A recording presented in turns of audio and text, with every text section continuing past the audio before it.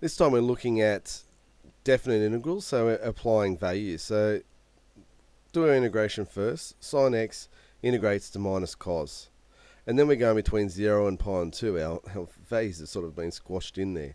But it's between 0 and pi and 2. So minus cos of pi and 2 minus cos of 0. Now remember, cos of pi and 2 is 0.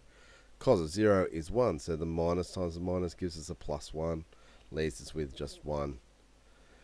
Cos x integrates to sine x between pi and 3 and 2 pi and 3. Do our substitution. Sine of 2 pi and 3 is root 3 on 2. And sine of pi and 3 is root 3 on 2 as well. They're the same value because that's the first quadrant, that's the second quadrant. It's going to be 0. So it's okay to have a definite integral being 0. Secant squared x integrates to 10. 0 to pi and 4. You'll often see a pi and 4 there. Only because it's going to give us a nice value when we substitute it in of 1. Tan of 0 is 0. So again, the value of the definite integral is 1. Cos 2x integrates to a half sine 2x. Between 0 and pi and 4.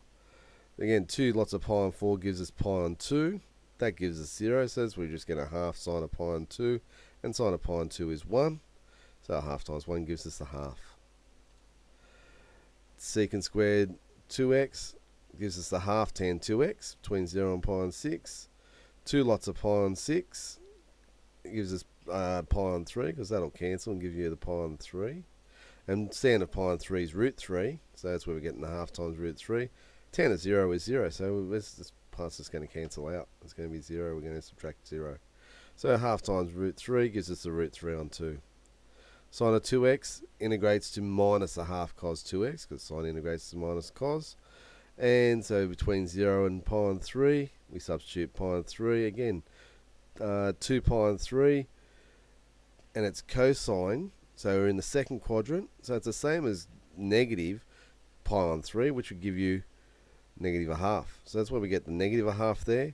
And this part gives us negative a half. So make sure you get your signs right. Cos of 0 is 1. Don't just assume because it's 0, it's going to be, the whole ratio is going to be 0.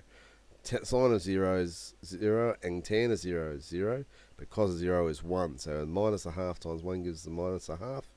That gives us a quarter, plus a half gives us 3/4. So just be careful with all those signs. Cos of 1/3 x between 0 and pi. Cos integrates to sine, and 1 over a third gives us 3. And that's going to give us sine of pi on 3, or sine of 60, which will be root 3 on 2. So 3 lots of root 3 on 2, and 3 sine 0 is 0. So it gives us 3 root 3 on 2. And this one, sine of pi on x, minus 1 on pi, because sine goes to negative cos. Between a half and 1, so we substitute in 1.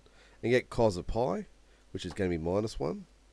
And cos of pi, pi times a half, which is pi on 2, which is going to be 0, because cos of 90, cos of pi on 2 is 0.